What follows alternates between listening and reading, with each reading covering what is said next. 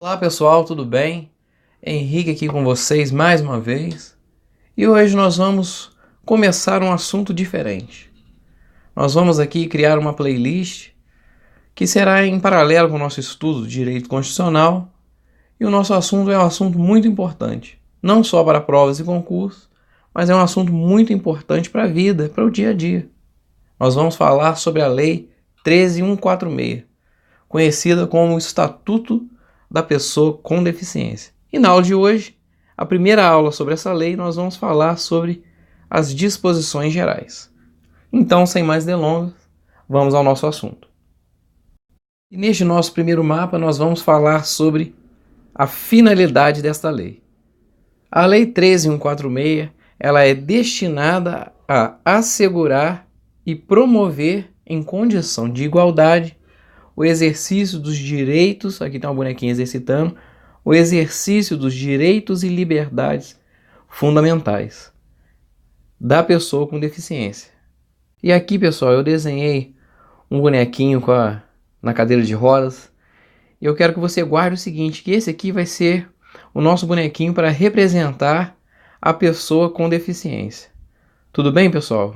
Eu sei que tem várias outras deficiências, nós aqui não queremos fazer juízo de valor ou discriminar nada, é só para modo de representação. Tudo bem, pessoal? Então vamos seguir. Então retomando aqui, pessoal, ó, o exercício dos direitos e liberdades fundamentais por pessoa com deficiência, visando a inclusão social e a cidadania. E esta é a finalidade da Lei 13.146. Vamos ao próximo mapa. Neste outro mapa, pessoal, nós vamos falar do parágrafo único, que diz que essa lei ela tem como base a Convenção sobre os Direitos da Pessoa com Deficiência e o seu protocolo facultativo, que possui, eu desenhei aqui um bonequinho, uma estátua, né? Que possui status de emenda constitucional. Guarda aí. Agora, pessoal, nós vamos aqui a uma definição muito importante para o nosso estudo, que está no artigo 2º dessa lei, que diz o seguinte, que é a definição de pessoa com deficiência. Diz assim, que considera-se pessoa com deficiência aquela que tem impedimento, coloquei uma bandeirinha de impedimento aqui, ó, aquela que tem impedimento de longo prazo, de natureza, quer física, olha só, ó, o Einsteinzinho de novo aqui, física, mental, intelectual e sensorial, que, frente a uma ou mais barreiras, ou seja, em interação a uma ou mais barreiras, ela está obstruída da sua participação plena e efetiva na sociedade. Essa é a definição de pessoa com deficiência. Guarde isso que é muito importante para o nosso estudo. E como que eu avalio uma pessoa com deficiência? Como que é essa avaliação?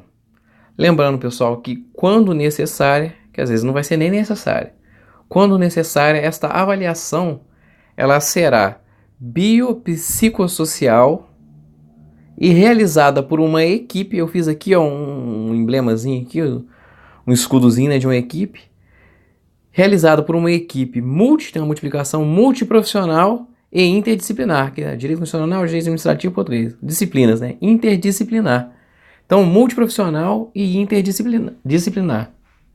E considerará, ó, são alguns pontos aqui, considerará o impedimento das funções e nas estruturas do corpo, fatores socioambientais, coloquei os só ambientais aqui para economizar, fatores socioambientais, fatores psicológicos, fatores pessoais, considerará limitação no desempenho das atividades e restrição, deixa eu tirar isso aqui, restrição de participação da pessoa que está sendo avaliada.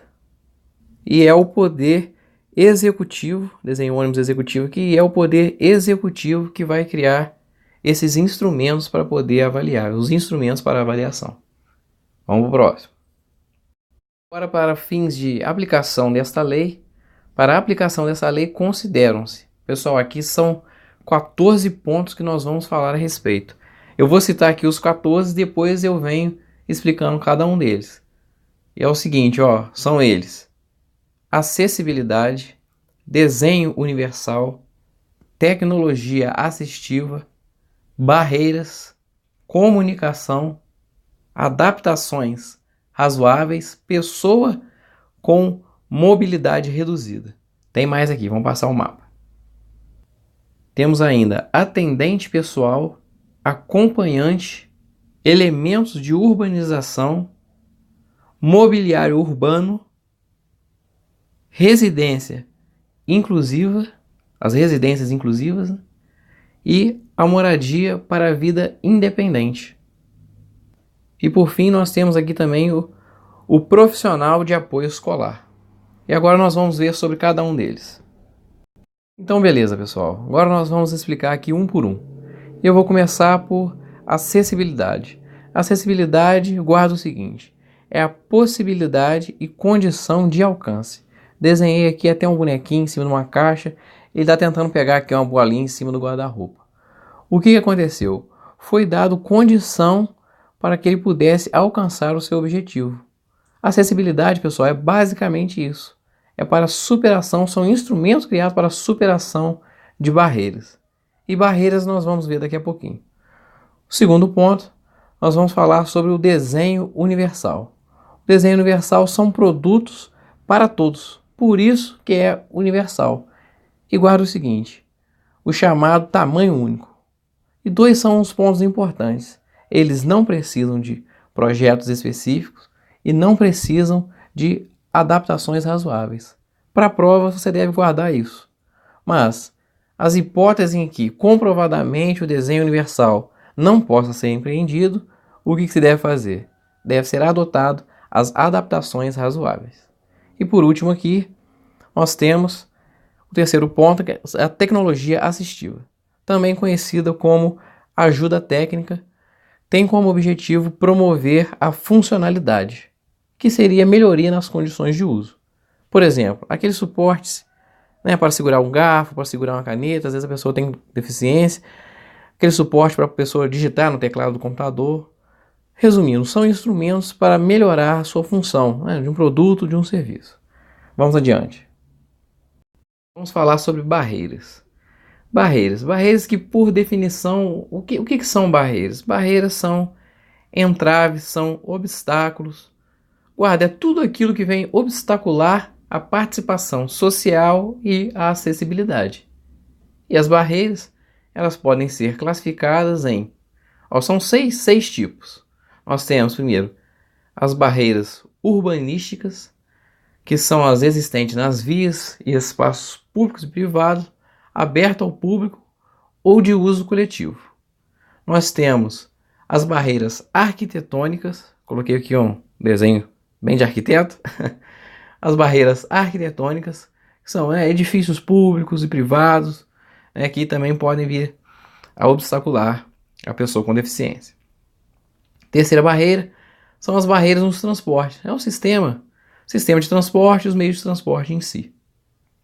Outra barreira é barreira nas comunicações e na informação. É qualquer obstáculo, quer seja atitude ou comportamento que venha dificultar ou impossibilitar o recebimento de mensagens de informação. Temos também as barreiras, temos também as barreiras atitudinais. Coloquei um desenhozinho aqui, ó. Eu não vi, eu não ouvi, não posso falar nada. É as pessoas que não querem ajudar. Então, às vezes acabam, algumas atitudes acabam sendo barreiras na vida das pessoas com deficiência, até nas nossas vidas, né? E por fim, as barreiras tecnológicas. Quando falar em barreira tecnológica, é o acesso. Tem que guardar o seguinte: é o acesso à tecnologia. Qualquer barreira que é acesso à tecnologia à pessoa portadora de deficiência. Então vamos ao próximo mapa. Neste mapa, pessoal, nós vamos falar sobre comunicação. Eu deixei aqui mais escrito que desenhado, por quê? Porque teremos uma aula falando sobre esse ponto mais para frente. E eu quero que você guarde o seguinte: tudo isso aqui, pessoal, tudo isso aqui são tipos de comunicação. E o que é comunicação? Comunicação é a forma de interação das pessoas e que abrange, cada um destes pontos. Beleza, pessoal? Vamos para o próximo mapa. Pessoal, dando sequência aqui, nós vamos falar agora sobre adaptações razoáveis. O que são adaptações razoáveis? Eu quero que você guarde 3 palavras. São adaptações, a própria palavra, modificações e ajuste. São adaptações, modificações e ajuste. Desenhei até aqui um rádiozinho. Ele está aqui, ó, essa zona eu estou sintonizando. Então eu estou fazendo um ajuste nele. Então você guarda. Ajuste, adaptações razoáveis. São ajustes necessários e adequados. E que não acarretem ônus desproporcional e indevido. Lembrando, guarda esse aqui, que isso aqui costuma ser cobrado. É utilizado por todas as pessoas. Utilizado por todas. Dando sequência, nós vamos falar aqui sobre mobilidade reduzida. Mobilidade reduzida é a dificuldade de movimentação e que não se enquadra na pessoa com deficiência. Coloquei dificuldade aqui, coloquei até, ó, tá sentindo uma dor, velocidade 0,8, igual no YouTube, quando você reduz a velocidade, o vídeo vai ficando um pouquinho mais lento. Então, ele tem uma certa dificuldade de movimentação. Porém, ele não é enquadrado como pessoa com deficiência. E isso tudo aqui, ó, uma pessoa com mobilidade reduzida, inclui limitação, um dente aqui, ó, isso aqui é um desenhozinho do dente. Limitação permanente e limitação temporária. E que inclui os idosos, inclui idoso, gestante, lactante, criança de colo, né? E o obeso. Próximo mapa.